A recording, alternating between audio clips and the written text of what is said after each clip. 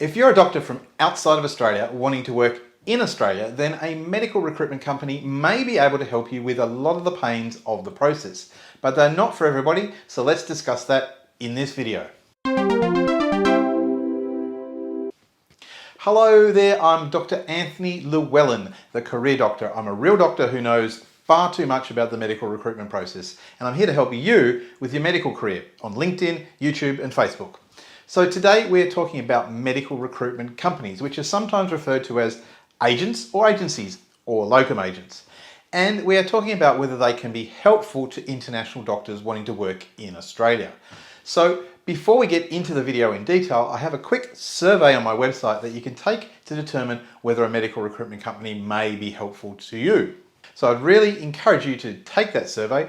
And if you do decide that you do want to work with a medical recruitment company, I'd appreciate it if you got in contact with me first, because I'll be able to guide you, and if you do connect up with an agency, that may mean that this channel receives a referral fee, which helps us to continue to provide free content like this video. So, in my most popular video, one of my top 5 tips for doctors wanting to work in Australia was working with a medical recruitment agency. But I think it's important to qualify that tip a bit further. As you will discover, medical recruitment agencies are not for every IMG or indeed interested in every international medical graduate. Let me explain that point a little bit further. So what we're going to talk today about is what medical recruitment companies do, what sort of doctors make good candidates for these companies, and what sort of doctors make poor candidates. Finally, at the end of the video, I will answer a bunch of related questions that many viewers have sent to me around this issue. So how about you? Do you have a question, or are you thinking about contacting a medical recruitment agency? Leave me a comment below. So some of the key reasons doctors use a medical recruitment agency include obtaining short-term work. This is otherwise known as locum work. Recruitment agencies are adept at filling gaps in hospital rosters and negotiating better rates on your behalf in the short term. Doctors also use them to gain access to a more extensive list of permanent roles and opportunities, because recruitment agents can help to cut down your own effort in the job search. And finally, doctors use recruitment agencies to help find job opportunities in other locations, for example, relocating to another country. Many recruitment agents will provide a comprehensive set of services that not just include assistance finding the job, but also handle the regulatory and migration paperwork and even relocation services. So when is it not helpful to use a medical recruitment agent? Well, the simple answer to this question is to consider the economic concept of supply and demand. Medical recruitment agencies are companies which specialise in finding candidates for hospitals and health services. They are normally called upon when the hospital and health service itself has exhausted all its usual recruitment strategies and tactics. If, however, the hospital or health service is not having difficulty attracting candidates for jobs, then it's generally not useful to go through an agent. And in fact, it can possibly hurt your chances in some circumstances. Let me explain. If, for example, as is often the case, the hospital advertises, say, a post for a basic unaccredited surgical trainee role for, say, 6 months as a part of an activity to cover a gap in its roster of trainees, then a hospital is likely to get a number of applications, including applications from trainee doctors already working in that hospital who are keen to get their first job working in surgery. If you apply for this job via an agency, it will cost the hospital an additional premium on top of your wages to hire you, because this is how recruitment agencies make money. So it's likely that you might be overlooked for an interview just because of this. So the sorts of situations where it's wiser to apply directly to hospitals and in health services in Australia include applying for general entry-level jobs such as resident medical officer and house officer roles, particularly if you're an international medical graduate, as you'll be competing against a number of other candidates. Jobs that you are already aware of in your local network, and jobs you have already been invited to apply for. Some international medical graduates in particular will find that medical recruitment agencies may either be unwilling to accept them or just provide them little support, particularly if you're going via the standard pathway to registration. You can see that this makes business sense for the agency. The odds of successfully placing an IMG who has the AMC Part 1 exam and no permanent residency or citizenship are extremely low. Similarly, many specialist IMGs may find that medical recruitment agencies are unable to help or support you until after you receive a favourable college specialist assessment. But for the most part, you can now see that the sorts of scenarios where a recruitment agency can be useful to a hospital or health service, and therefore also a smart move for the doctor themselves, are situations where it's hard to find doctors. So what sort of IMGs are the medical recruitment agencies in Australia interested in?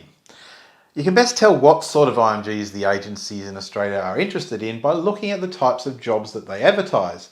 It basically boils down to 3 criteria: what area of medicine you would like to work in, what country you've trained in, and where you are prepared to work. There are generally always gaps in most areas of medicine in a country like Australia, particularly in rural or regional areas. As well, areas such as general practice, psychiatry and emergency or critical care medicine are often in high demand for additional staff. This is because there is quite a high demand for these specialties, and this demand often outstrips their popularity amongst doctors. As a broad rule, the more general you are in your skills or interests as a doctor, the more likely you're able to find employment. As an example, a general physician is likely to have many more opportunities than a cardiologist, and a general surgeon more opportunities than, say, a cardiothoracic surgeon. In addition, specialties and subspecialties where procedures are performed generally have an oversupply of doctors in Australia. This partly reflects a similar situation in other countries, but also reflects the fact that the remuneration available for performing procedures in Australia generally outstrips general consulting activities.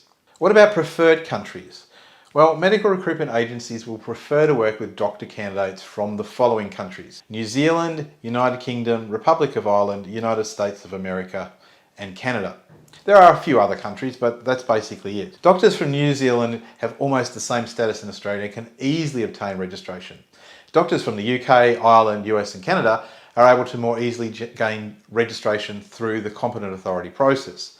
So specialists from these countries also find that they're more easily able to progress through the specialist registration process. As an example, doctors from the UK dominate the number of doctors who apply for specialist registration each year. In 2017, 252 UK doctors out of a total of 309 doctors applied for specialist recognition as a GP. We don't know how many were deemed comparable in general practice, but we do know that overall 99% of UK doctors who applied for specialist recognition were either deemed partially or substantially comparable, with 89% being deemed substantially comparable.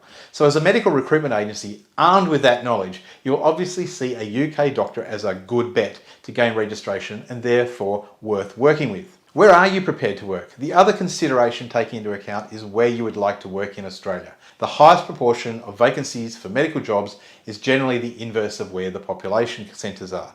So if you're prepared to work in remote and rural areas, you're likely to have several employers interested in you. Whereas if you want to work in the heart of Sydney or Melbourne, you're going to struggle a bit.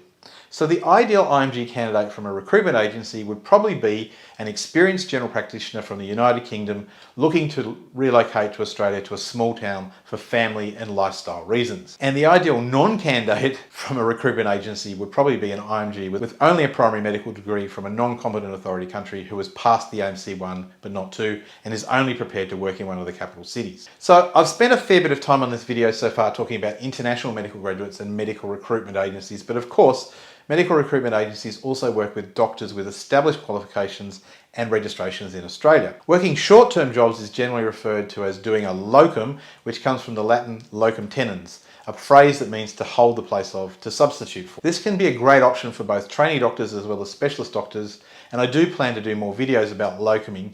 However, for IMG doctors, locuming is generally out of scope, at least initially, as you won't be able to gain registration to work as a locum.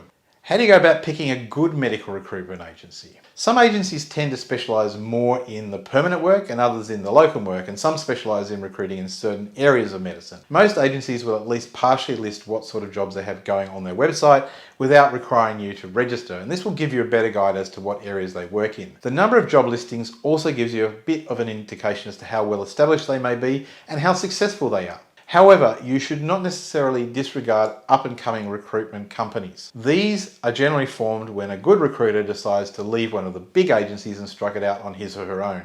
Sometimes this means you get a more personalised service, say Jerry Maguire style. Probably the best way to decide on a company is to ask around any colleagues who have worked with one in the past. Question: how much do medical recruitment agencies make? Medical recruitment agencies generally work on a commission, which they generally take from the employer. So if they don't place a doctor, they don't get paid. Commissions can vary widely, but can be as high as 20% in some cases. That 20% is calculated as 20% of the salary package that you would be paid. It's important to note, however, that this comes on top of your salary, so it doesn't come from your salary.